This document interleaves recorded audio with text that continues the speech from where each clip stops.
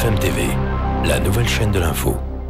Thomas Misraki, Stéphanie Demuru, tous les matins de 6h à 9h30 sur BFM TV.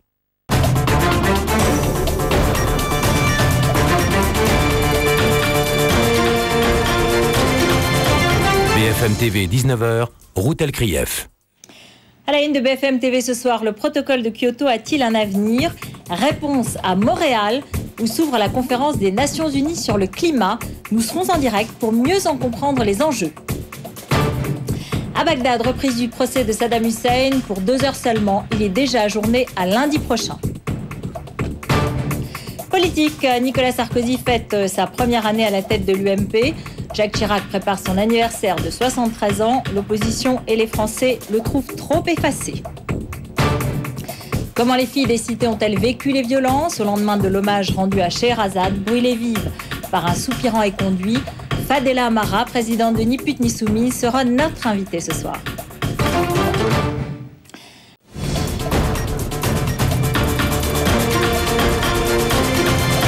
BFM TV, 19h30, Florence Duprat. À la une de BFM TV, 190 pays au chevet de la planète, au sommet de Montréal. Ils vont plancher sur l'après Kyoto. Thomas Misraki, Stéphanie Demuru, tous les matins de 6h à 9h30 sur BFM TV.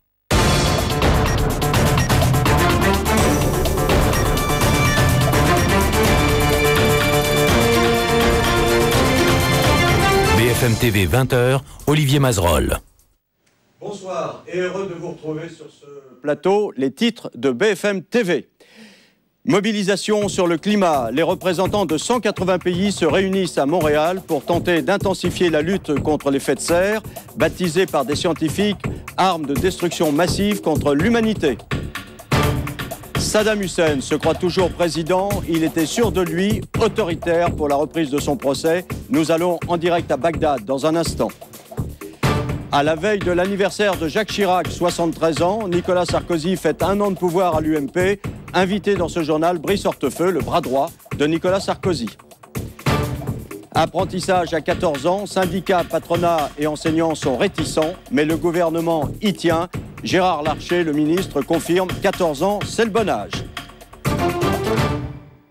Les représentants de 180 pays se réunissent à partir d'aujourd'hui à Montréal pour tenter de se mettre d'accord sur le renforcement de la lutte contre l'effet de serre. En effet, pour des scientifiques, c'est une arme de destruction massive. Telle est la formule, tel est l'avis formulé par un prestigieux savant, Lord May, qui est le président de la Royal Society à Londres.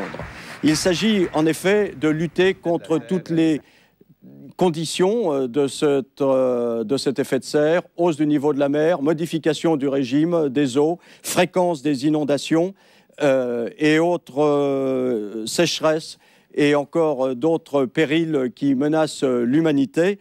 Et il s'agit maintenant de voir à Montréal s'il est possible d'améliorer ce protocole de Kyoto qui est valable jusqu'en 2012 mais qui n'est pas respecté par tout le monde. D'abord, les pays qui sont émergents comme la Chine et l'Inde n'y sont pas soumis et d'autres refusent de le respecter comme les États-Unis qui sont les plus gros pollueurs de la planète. Ils refusent de le ratifier. Puissance démocratique mais convaincue de son bon droit, l'Amérique fait la sourde oreille. Marie Bonhomet. Premier argument avancé par les États-Unis, le coût des réductions de gaz à effet de serre. Selon George Bush, remplir les objectifs de Kyoto coûterait 500 milliards de dollars aux États-Unis. Je pense que tous ceux qui militent pour le protocole de Kyoto et son soi-disant effet sur le réchauffement climatique y voient en fait un moyen de freiner le développement économique des États-Unis. Pourtant, aux États-Unis, le président américain est de plus en plus sommé de s'intéresser à la question de l'environnement après les cyclones qui ont ravagé le sud de son pays. Je ne pense pas que les États-Unis doivent attendre le prochain sommet de Kyoto, ou un Kyoto numéro 2, pour faire des efforts sur la réduction de leurs émissions, ni pour rejoindre la communauté internationale. Mais les États-Unis jugent prématurée toute discussion sur l'après-Kyoto et posent une condition, l'adhésion aux négociations climatiques des pays émergents comme la Chine et l'Inde qui sont de gros pollueurs. 8 ans après la conférence de Kyoto à Montréal, l'Union européenne va donc tenter de négocier un nouvel accord qui engagerait cette fois les États-Unis. Un nouvel accord qui a de grandes chances d'être bloqué par un veto américain. Pays riche, démocratique et pollueur, voici maintenant, à l'autre bout de la chaîne, le plus vaste pays du monde, le plus peuplé, en développement, sous régime politique totalitaire, la Chine, qui pourrait devenir bientôt le plus grand pollueur de la planète. Farida Setiti.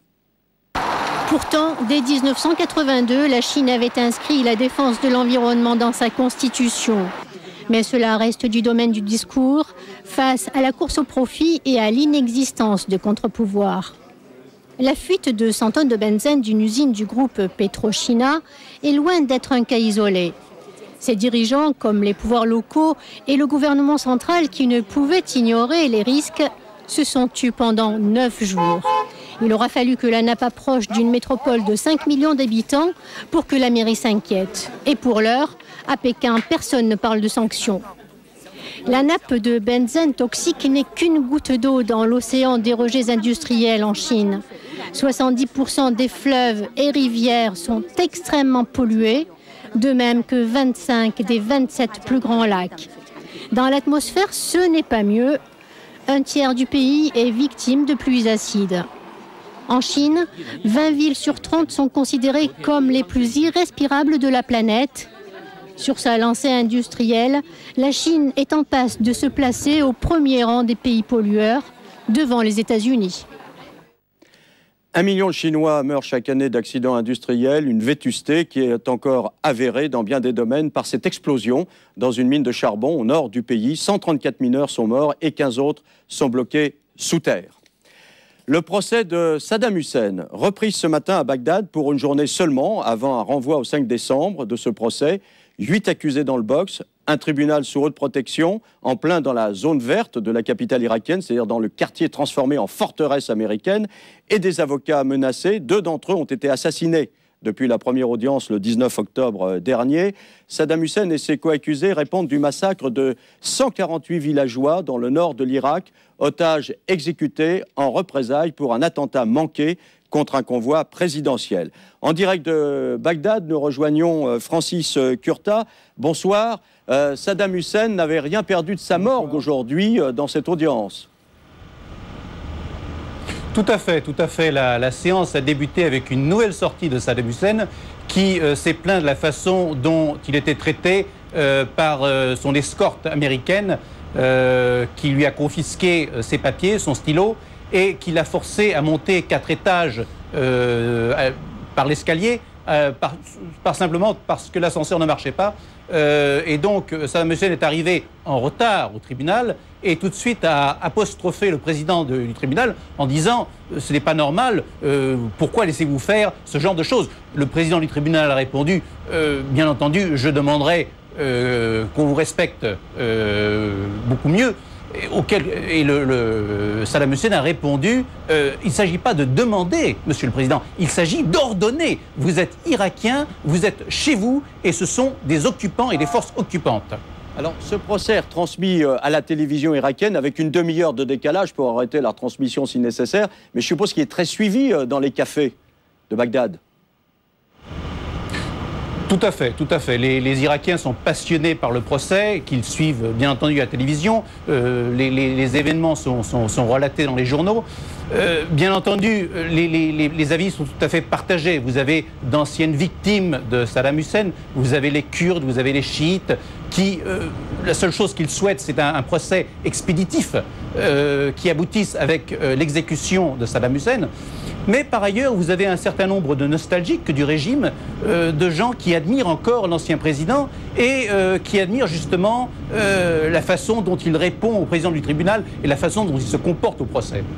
Le procès a été renvoyé au 5 décembre. Pourquoi? Est-ce qu'il peut y avoir encore d'autres événements d'ici là?